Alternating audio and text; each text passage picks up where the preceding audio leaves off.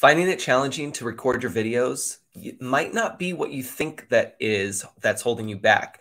Today, we're going to be talking about one thing that you can do to help you get in front of the camera, feel more confident, and really start recording videos that feel good to you with our special guest. Amanda will not be joining us today, but you have me still here on Real Estate Marketing and Coffee, and we're going to bring on our special guest for today to talk about that one thing that might be holding you back from recording your videos and how you can actually start to embrace that one thing and be able to record those videos effortlessly and start feeling really confident showing up here online.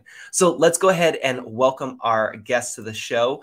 Good morning, Bree. Welcome to the show. Good morning. Thank you so much for having me, Ed. I'm so excited to be here today. Yes. Go ahead and introduce yourself for all of our listeners and viewers so that they get to know who you are. And then we'll dive into that thing that we were talking about that can help our audience feel more comfortable and confident being on camera.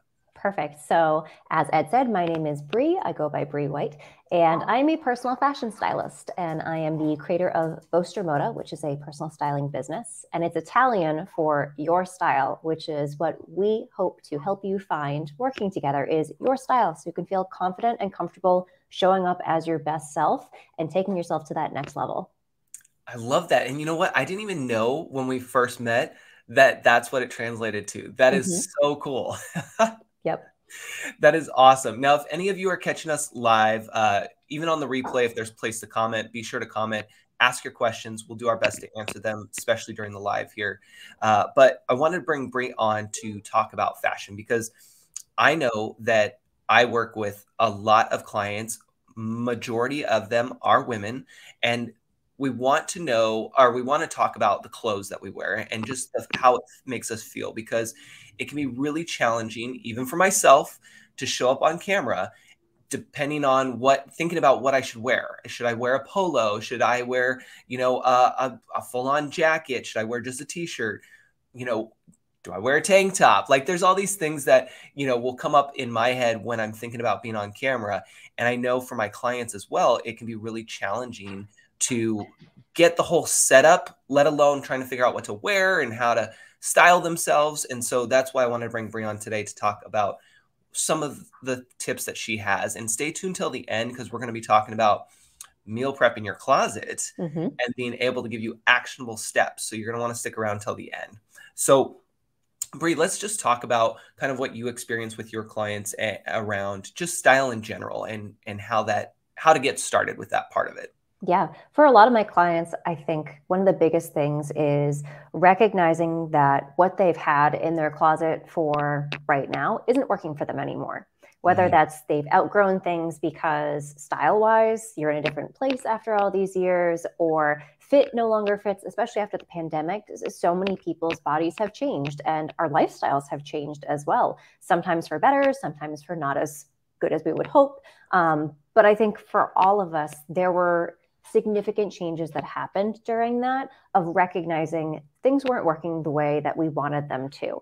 A lot of people, for example, working in corporate environments, when they started working from home, all of these business outfits, business casual, business attire, even more professional looks, they weren't as necessary as they used to be, or things have shifted. Even going back into work, people are seeing some shifts in what they are being required to wear or what they're comfortable wearing, because we spent the first year of the pandemic especially being very uncomfortable and wanting to find security and safety and comfort. And so a lot of people turn to, well, I'm not going to put on a full 3-piece suit when the world is falling apart, and also when people are only going to see me from the waist up. So why bother? And I think, especially for the first couple of months, definitely giving people that grace of, we needed to do what we could to find that comfort in a world of unknowns. But as we're getting back into building a routine for ourselves that we want to be having, it's time to put on your pants. It's time to put on some real clothes. And it doesn't mean that they have to be uncomfortable clothes. Right. But I like to remind people that, especially if you are the type of person who preferred to wear like the PJ bottoms with a nice top, there's a part of our brains that subconsciously you make associations with your clothing, right? So there's going to be the association of, okay, I'm putting on my PJs, I'm getting ready to rest and relax. at the same time, think about how when your brain is in that mode, are you really going to be showing up for your full workday or maybe to the best of your capacity if half of you is dressed for bed, half of you is dressed for putting yourself out there and getting ready for work and what you would normally do with your day. So making sure there's more consistency throughout that can be instrumental in shifting how you see yourself and how you're showing up for your day. Yes, that is a huge one. You bring up so many great points around the feel and the mindset. That's a big one. You know, we talk about that a lot when it comes to being on camera. A lot of people think that it's the tech that really is holding them back, when in reality it's the mindset and being able to have, like you said, the right outfit on, the right articles of clothing to make you feel more comfortable and be able to tell your mind, hey, we're doing this. This is something that we're doing versus we're going to bed. It's really, really important. And I will say, even right now, I'm wearing shorts. You can't tell, but I'm wearing shorts, and I got my my athletic shoes on because for me, one, it makes me feel ready to go for the day, especially because I have a big day ahead. And at some point, I want to work out. So I'm trying to tell my mind and my body to prepare for that.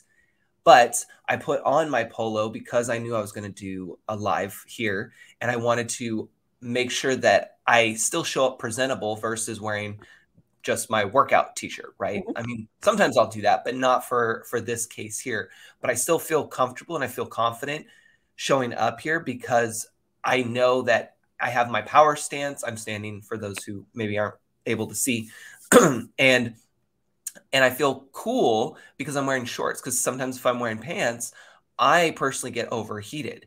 And then I'm thinking about that versus what I should be thinking about in terms of the video or the content or who I'm talking to. Yeah, absolutely. And I think that's especially important to know, is to know for yourself what works. And that's why it's like everybody is different when it comes to my clients. Yes, there's some general rules that apply well to everybody. But again, you know for yourself, putting on my shoes makes me feel like I'm getting ready to literally step into my day and get going. And I know I have this thing later that I want to be prepared for. I'm the same sort of way. Even if I don't have a meeting with somebody until later in the afternoon, I want to get dressed first thing in the morning, put on my makeup, do my hair, because it makes me feel ready for the day. And like, I'm ready for that meeting now, which puts me in the right mindset for the rest of the things I want to accomplish that day. Yes, it's so true. And for those who are tuning in, be sure to drop your comments and stay tuned till the end, because we have some actionable steps for you that you're not going to want to miss out on. And so when we're talking about being on camera or just even going to events, because now events are starting to come back. People are starting to show up to these events and they want to make a good impression. And what should they start thinking about when it comes to their attire and like being able to go out into the world to shop again? And I'll try to set you up a little bit better with this example. My neighbor who had got an actual office job, she was so excited, but then she freaked out because she's like, oh my gosh, now I have to go shopping. I don't like to shop. I have to go shopping. I don't know what to wear because I don't know what's out there these days. Like, we've been in the pandemic. She's worked from home for many years prior to that. So it was one of those things that it was overwhelming and she felt a little lost. And so that's where I'm going to set you up. Yeah, absolutely. That's a great question. Because again, I think no matter where you are in your life, there's always some sort of transition happening, right? And it's always a new unexpected challenge that we're going into, whether it's a new work environment, a new personal task, a change in somewhere in your life. There's always something changing. So I think the first thing to remember is always give yourself a little bit of grace when it comes to that, because you're going into unknown territory, if you will. And the second thing is, one thing that has shifted pretty drastically since the pandemic is there's a lot more options online now than there are in stores. So for anyone who's gone into stores recently and been like, I feel like I'm not seeing the same variety or amount of options as I'm used to seeing, you're not wrong, because so many things shifted online, especially during the pandemic, because that's where people needed to shop for things. We couldn't go into stores. And a lot of places found it was easier for them to manage. People preferred that because they could try things on in the safety and comfort of their home and then return it after, versus for the people who don't like shopping, going into the store, having to psych yourself up to go out, to go in, to try things on, to spend a couple of hours there potentially.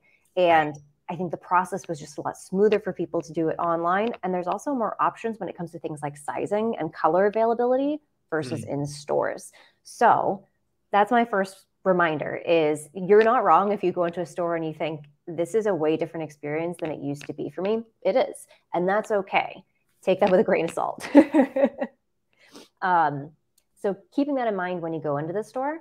The other thing that I always recommend to people is come up with an intentional shopping list. I like to say that I'm an intentional stylist. I like to work with people and be very focused and specific versus going shopping just for the sake of shopping or browsing. Those are dangerous words because this is how you end up when you go to a grocery store. You don't shop hungry. Otherwise, you end up buying everything that you see. You get home, you go, why did I buy 3 packs of gummy bears when I need vegetables? Like that's not, I can't have a side of gummy bears with my dinner. Yes, you could, but it wouldn't be ideal.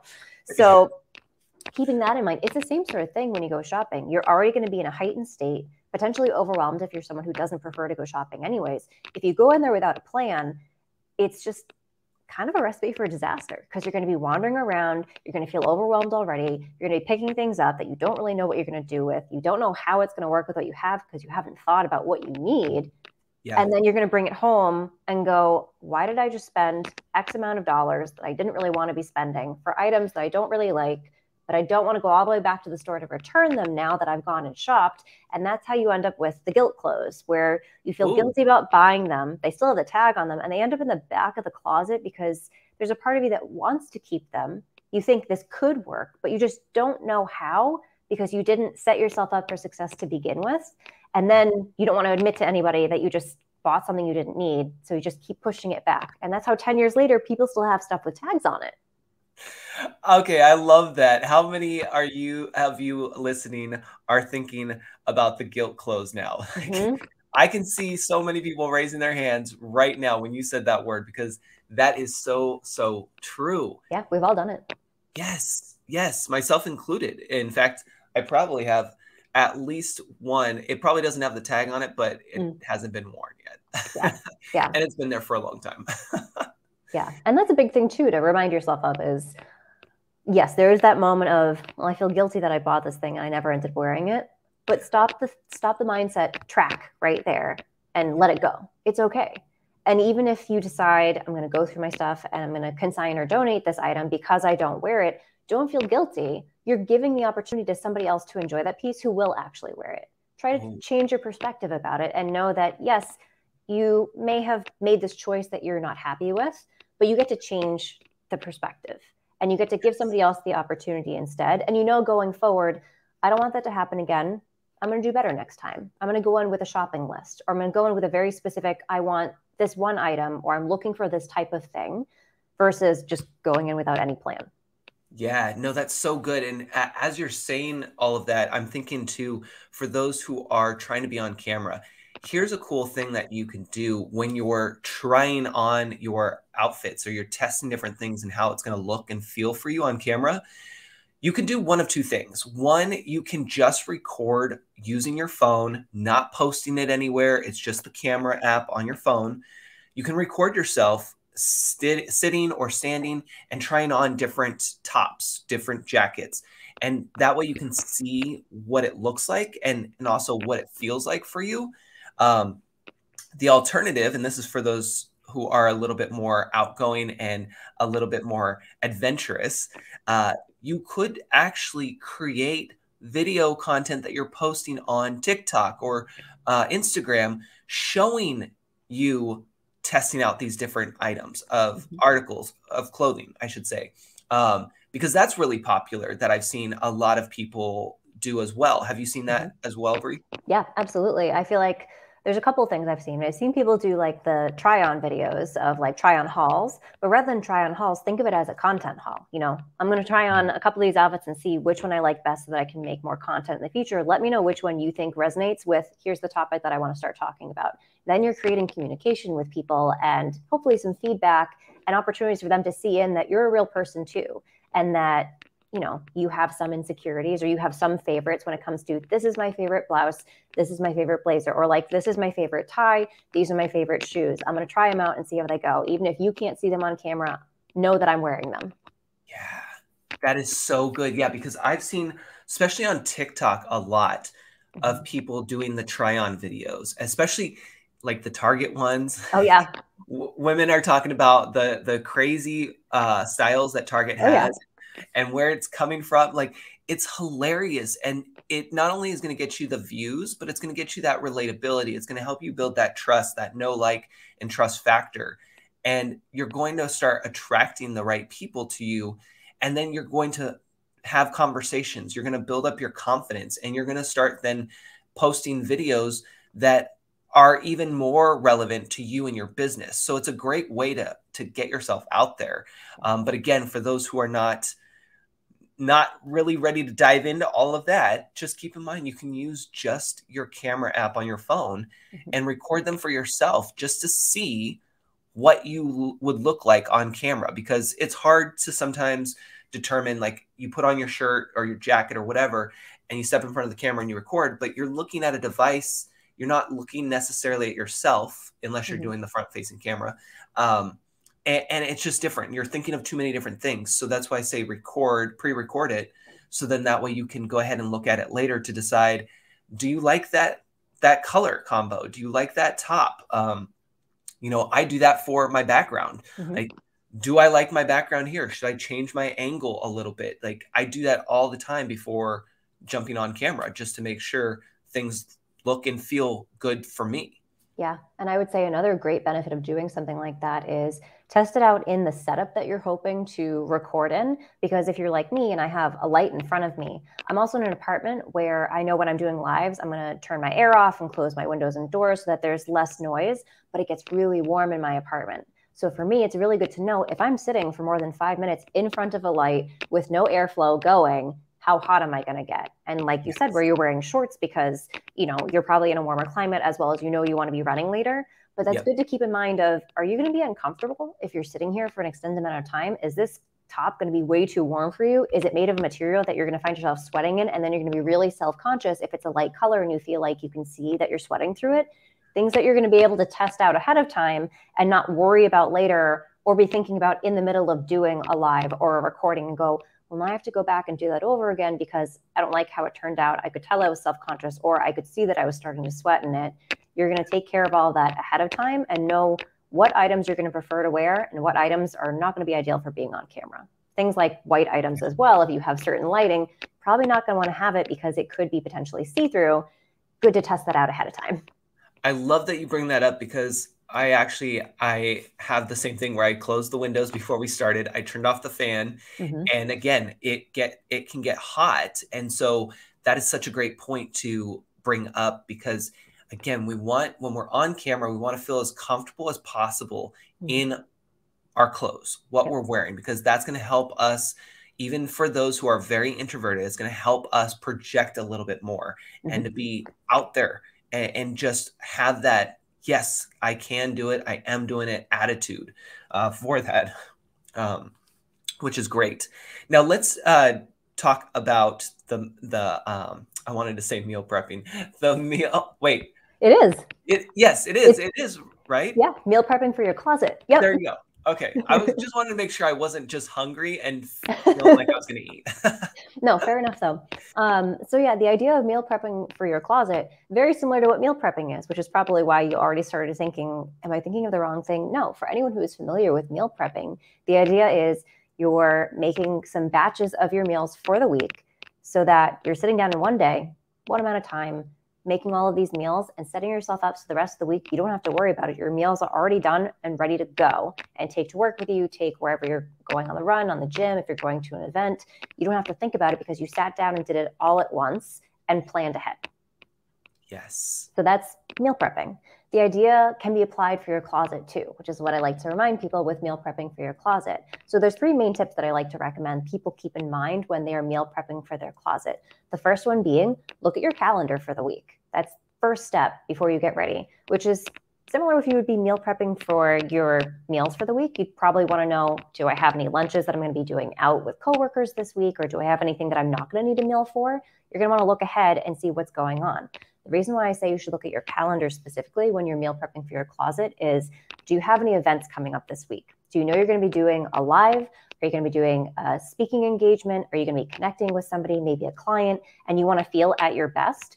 Know which day that's happening so you can set yourself up for success the most that day and go, what is going to make me feel the most confident and put together that day? What is my superhero outfit that I'm going to pull out ahead of time and know that's the day I want to wear that specifically, and make sure it's not in the laundry that week? Oh, good point on the laundry. Yeah. So that's the first tip, is make sure that you look at your calendar ahead of time and see what you've got going on this week, and you can prepare accordingly if you need to dress in a certain dress code as well. The second tip I have is check out the weather for the week. A lot of people will check the weather for the day, maybe tomorrow, but look at the entire week as a whole. If you live somewhere like I do, I live in New England, where literally it's June right now. It was 90 degrees 2 weeks ago. It was 40 degrees when I woke up this morning. You really just never know what you're going to get. But because of that, I want to make sure I'm prepared. And I always recommend that people dress in layers. So keeping those things in mind. Is it going to be really cool in the morning, but then it's going to be really warm in the afternoon? Make sure that whatever you decide to wear for that day, or for the couple of days that is going to be similar weather, your dressing in layers are going to be appropriate so that you're not uncomfortable at any point during the day, whether it's too cold in the morning or you're going to be too hot in the afternoon because you decided to wear a long sleeve and now you can't take that off. You can dress accordingly, make sure you've got the appropriate layers that you can layer with and the appropriate materials. You know, if it's going to be in the mid levels, something like 50s, 60s, 70s, you could always do something like merino wool light layers that are going to be warmer, but then it's not going to be too warm. If it ends up being higher in the 70s, you'll still be okay, and it's not going to be overwhelming. Versus if you're wearing something that's like 100% polyester that doesn't breathe, even at 70, it's going to feel really, really hot, and it's probably going to be uncomfortable at a certain point. So keeping that in mind, maybe those items are for cooler weather and not warmer weather at all. You're going to want to plan ahead, though, because again, if you're planning your outfits for the entire week, know which items you're going to need to keep out and which ones are going to make sense. So smart. Yeah. And that leads me into my final and third tip, which is put your outfits together. So whether it's in your closet and you section them off and you hang the outfits all together, or you hang everything on the same hanger, and much like when you are putting together your lunch for the week and it's in its own container and you take the one out and you're ready to go, do the same sort of thing in your closet. You have one outfit either on one hanger or kind of kit together, and you just grab those items and go, and you don't have to go through your closet to go, well, I know I wanted to wear that specific blazer with this outfit this week, but where did I put it in my closet? And then you're searching and going all the way back. And then there's that guilty one with the tag on it. And now I'm going through an entire mindset loop of, oh, I feel bad about that clothes. No, we don't want that. So pull everything you need to front and center in your closet, wherever you're going to access it the most, and put it in order of which days do I want to wear this? And I recommend people do at least 5 days. They can do all 7 if they want to, if you know for the weekend what you want to do. But typically people want to plan for their week, for their work week, especially. So planning for 3 to 5 days is my recommendation, and hanging the items in an area that you know which day you're grabbing, and then just shift them down once you're done. And then everything gets washed and you can start over again at the beginning of the next week. I love that. It's so good to share that, because that goes hand in hand with batch creating our content and being able to pick a day. For those who aren't doing live broadcasts, you can pick a day where you want to film, you know, and be able to sit down and film. So being able to have this meal prepping for your closet, you have all 5, let's say, outfits there. You literally can say, okay, Tuesday is my filming day. I have my 5 outfits in the closet. I'm going to cut out an hour, maybe 2 on Tuesday, and I'm going to record 5-10-minute videos, whatever. Because remember, you can always cut it down to 30 seconds or a minute or whatever. But you can then just easily go grab outfit number 1, boom, sit down, stand up, do your video number 1, change to outfit number 2, do your video number 2. And you can get all that done in a matter of minutes, depending on how you're recording and what you're recording, or within an hour or so. That's super handy, because then you're also not only prepared, but you're also removing that wasted time trying to figure out, what do I wear? What do I say? How do I do this?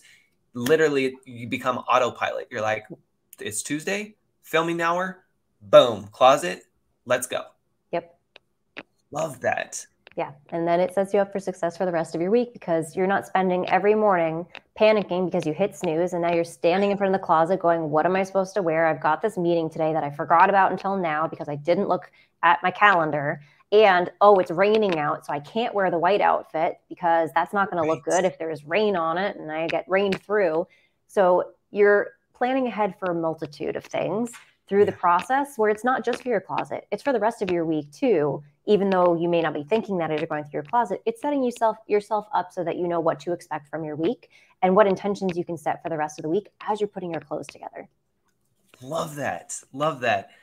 Thank you so much, Bri. Anything else you wanted to share? And of course, we want to hear where we can find you at here online so that people can get in touch with you before we wrap up here.